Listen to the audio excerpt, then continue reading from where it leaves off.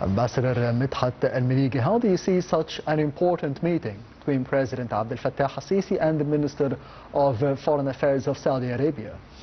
Well, I think the current time that we are living in necessitates the two wings of the Arab world, which has Egypt on one side and Saudi Arabia on the other side, has to meet to coordinate their position, first of all, especially in the light of the latest development, the unfortunate latest development between Saudi Arabia and the United Arab Emirates, where the situation is a little bit tense between the two countries. And I think that Egypt is always called in such occasions to stabilize once again the equilibrium that has to be in the Arab world. Let's not forget that Egypt has always been the major player in any Arab crisis because it's always trustworthy from all the parties involved.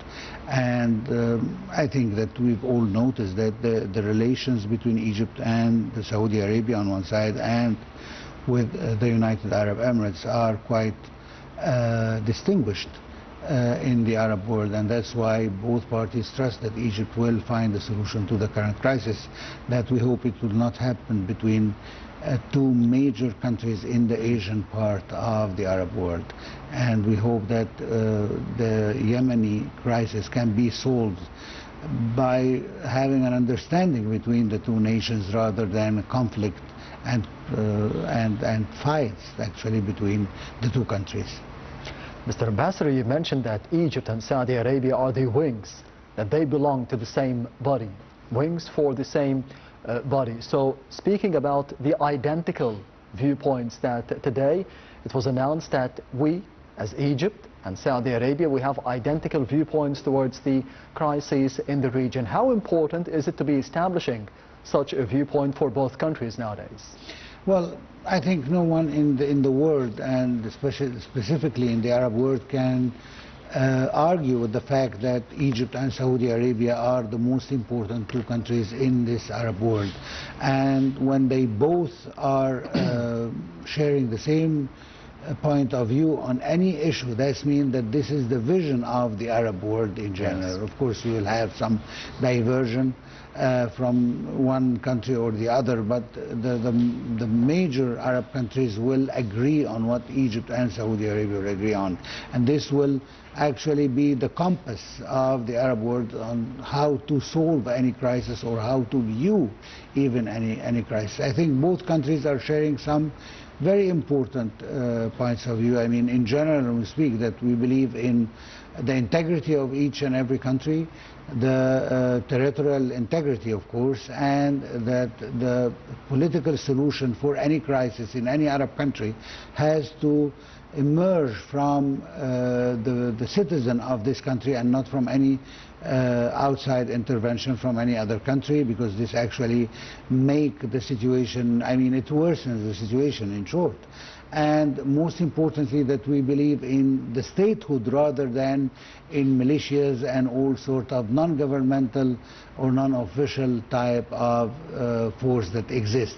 And this is, if you look at in any conflict in the Arab world, you will see that this is the same vision of both countries. If you are looking at Yemen or Sudan or Libya, or of course in Palestine, you will see always that the call for the unity of the people and the non-interference in the internal affairs is going to be a common vision between Egypt and Saudi Arabia. And that's why it's important at this juncture, especially after what we've seen in Latin America, that it's very important that we do not allow allow by our own mistakes to any intervention from any external party or country. And I think this is what both the Saudis and the Egyptians agrees on.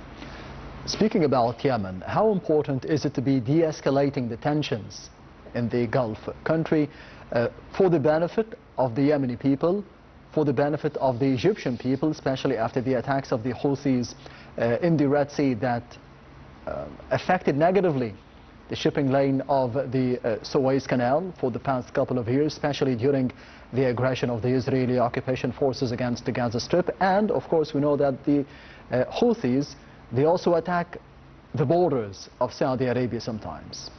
Well, actually the idea is that in any conflict, in those very heated conflicts that we have in the region, you'll find a proxy war, unfortunately.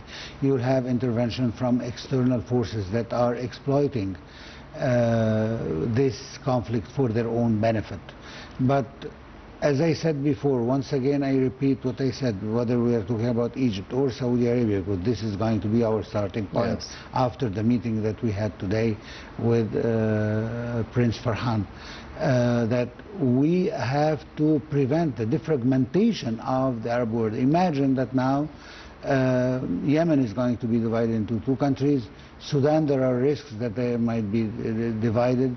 In Libya we have the same problem. We have like two different entities, one in Tripoli and the other one in Benghazi. I mean, this is definitely not in the interest of the Libyan people or the Sudanese people or the Yemeni people. So the Houthi, because they are being strengthened by an external power, which as many claims is going, it is the United Arab Emirates for other, for a certain agenda. This is what actually irritates Saudi Arabia, that has been always asking for the unity of Yemen.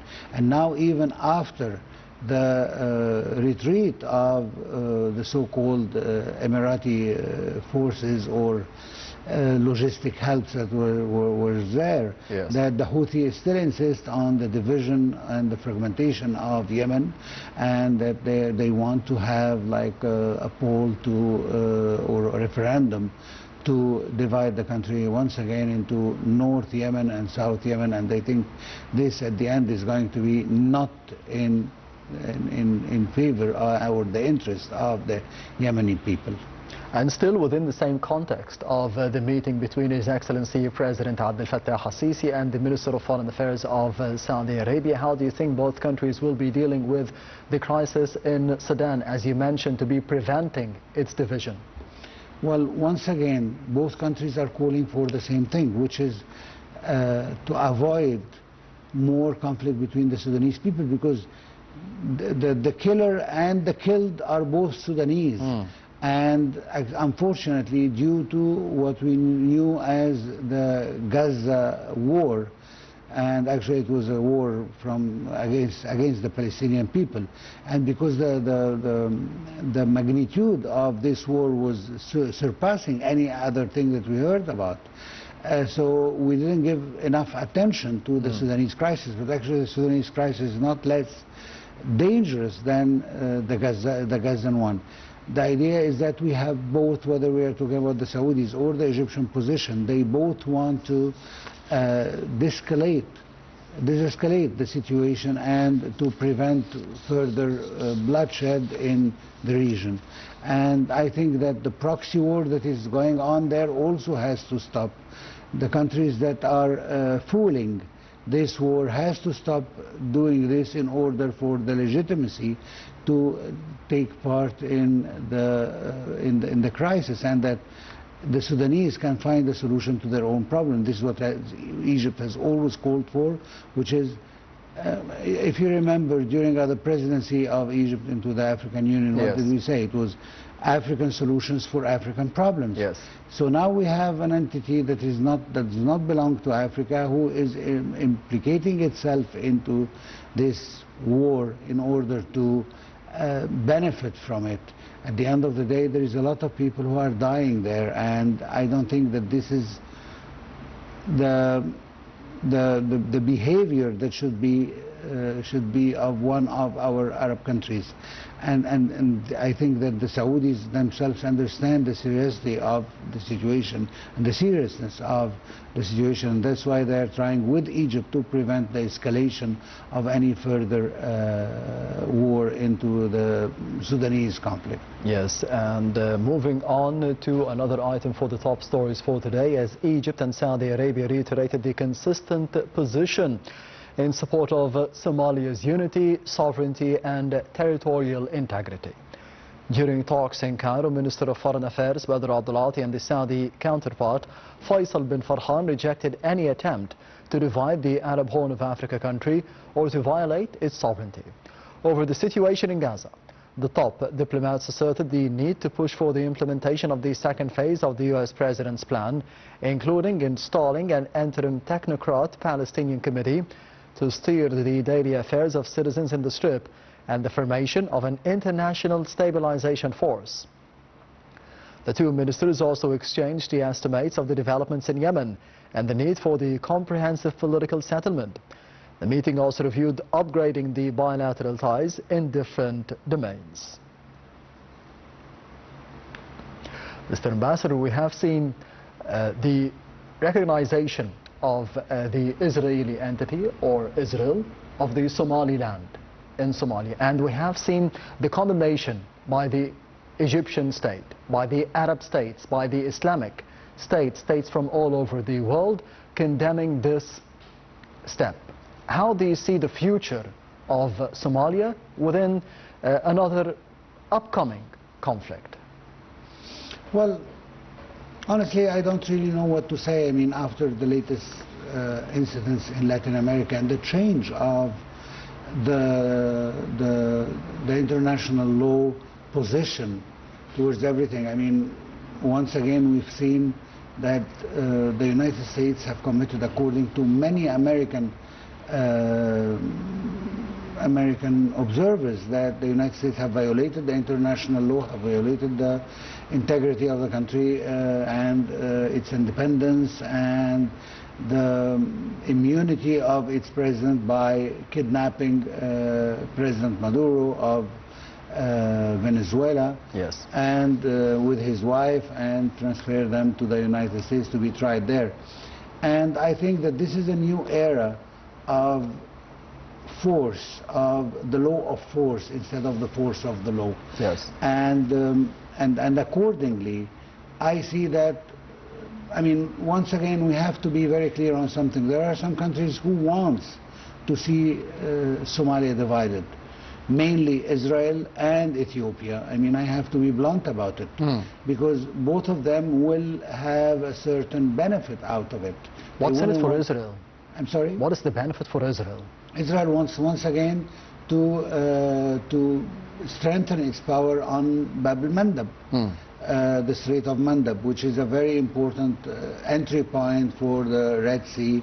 And of course, this is very dangerous for us because this would mean the entrance to the Suez Canal. Yes. And Ethiopia, as a landlocked country, wants to find a port by force, actually, because I believe that many other countries from the Horn of Africa have offered to use its ports, but Ethiopia wants to have the upper hand, not just to be able to use the ports like any other landlocked countries. And I have, as you know, I have served in countries where are landlocked, yes, such as Central African Republic, and this is a landlocked country, and all their trade would come through Douala port in Cameroon, where I was also an ambassador. And Ethiopia has the same problem. And Ethiopia has the same problem, but I mean, the Central African Republic is dealing with Cameroon in a way that, according to the international law, all their goods are entering through the port of Douala and being transported to the country with no problems. And this is what could have happened to Ethiopia, but Ethiopia doesn't want to settle there.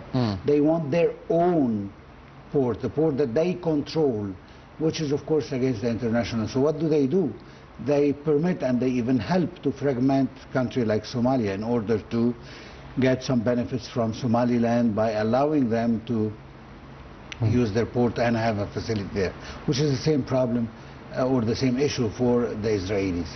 And this is what I think is encouraging them. Once again, we are talking here about the law of force, and yes, because they are powerful country, especially in the case of Israel, because they are a powerful country, so they can do this because they have always used, I mean, their best friends and the best allies are the United States, who just violated and actually humiliated the international law.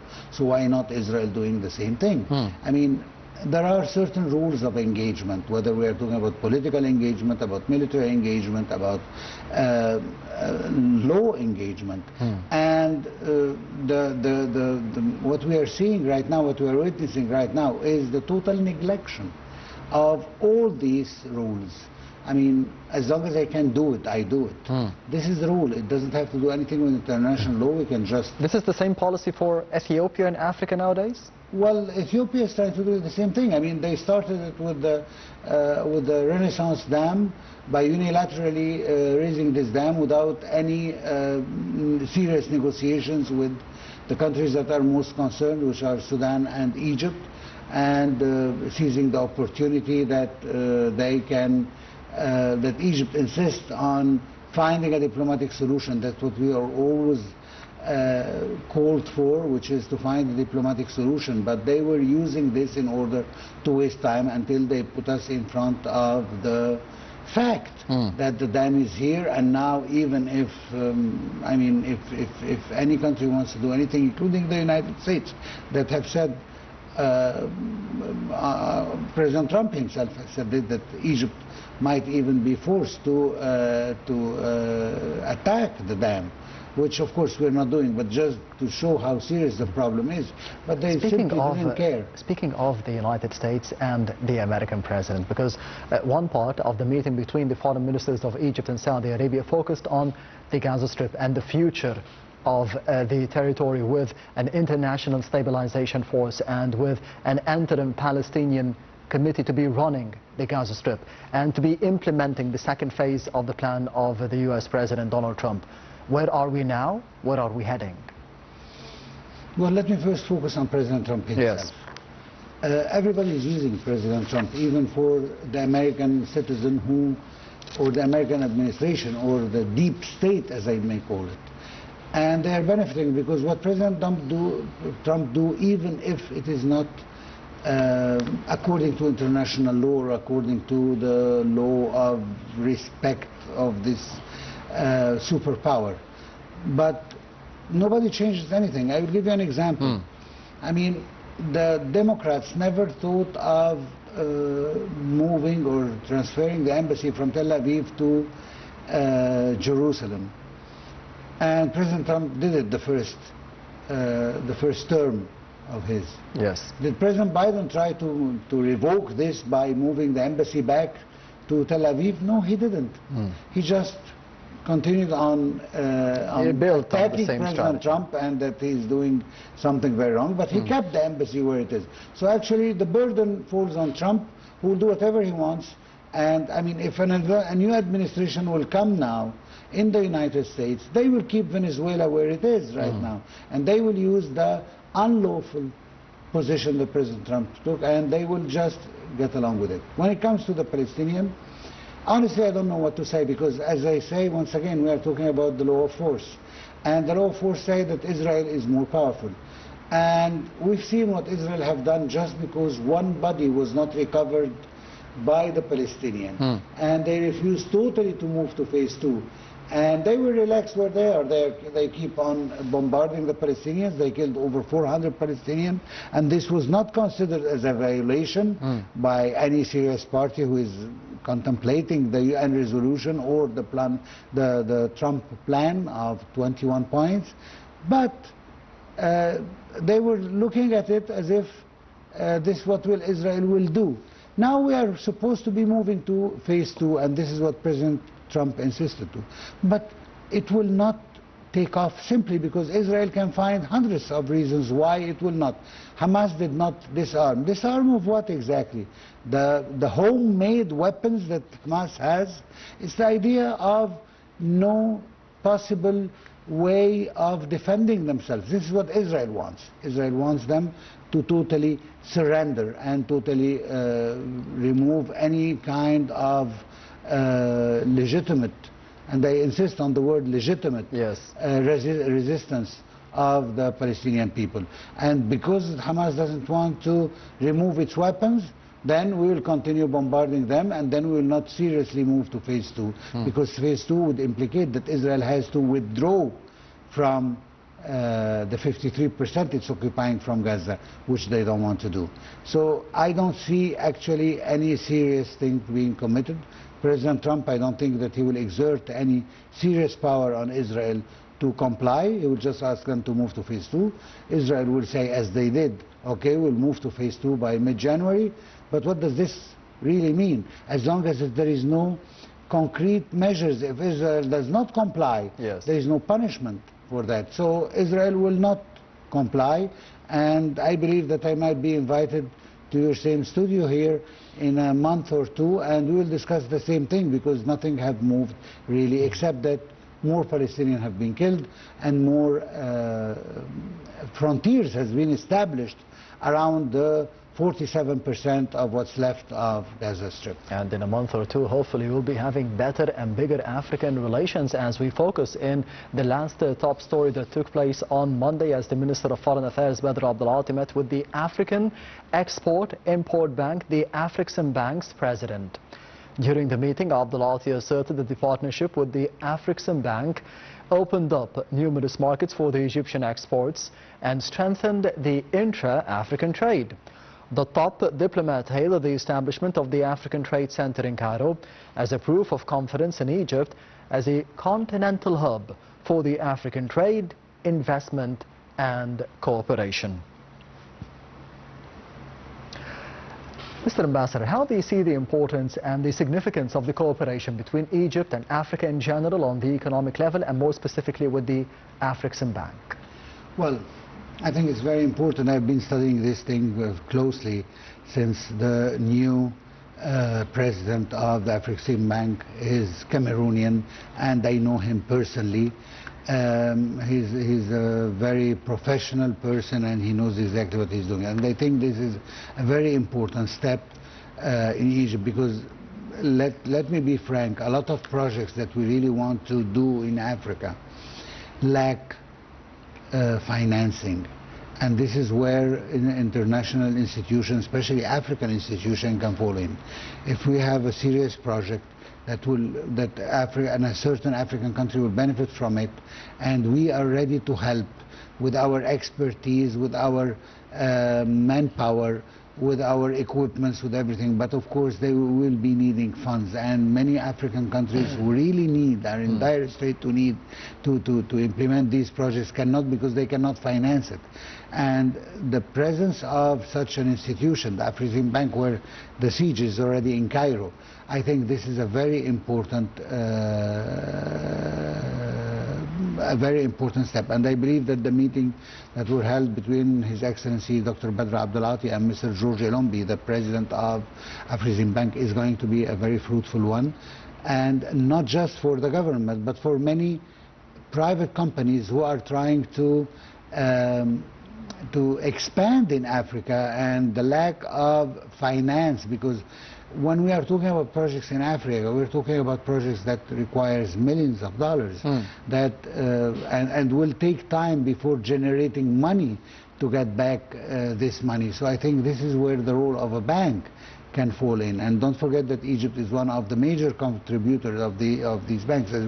We've always spoken about the World Bank and all other international monetary banks and funds and so on, that the more you put into its capital, the more you have a say in the board of directors about directing which projects. And I believe that Egypt is one of the major contributors to this bank, and that's why we can have a certain influence to direct these projects to the most needed countries, and the one that could generate a revenue in a quick way, so that we can reinvest it in more projects and so on.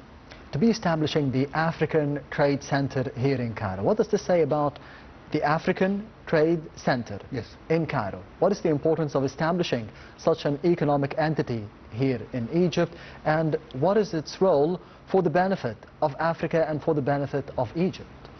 Well, any institution that is going to have its headquarters in Egypt is a serious entity, simply because Egypt is one of the most stable countries, not just in Africa or the Middle East, but in the world.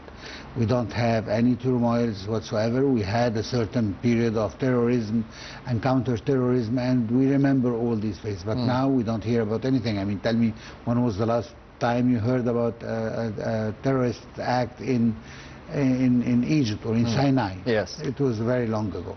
So Egypt is a stable country, and at the same time it has all the calibers and expertise that can manage any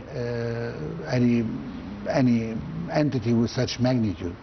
So I think that this is the first thing. The second thing is that, of course, benefiting from this atmosphere, Egypt will definitely, I mean, of course, having the siege and having the headquarters here in Egypt means something to the rest of the African countries.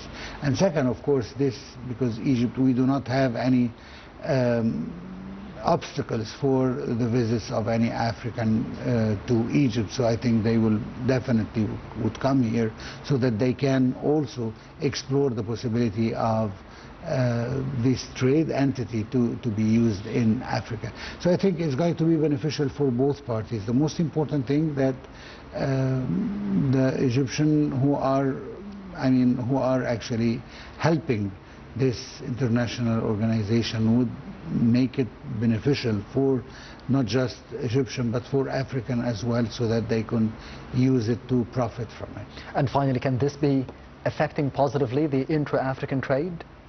Of course, definitely. Any monetary or any economic entity that is stable and can work in a good environment will definitely help all Africans, especially if it is, as I said, in Egypt, as one of the most stable countries in the whole continent.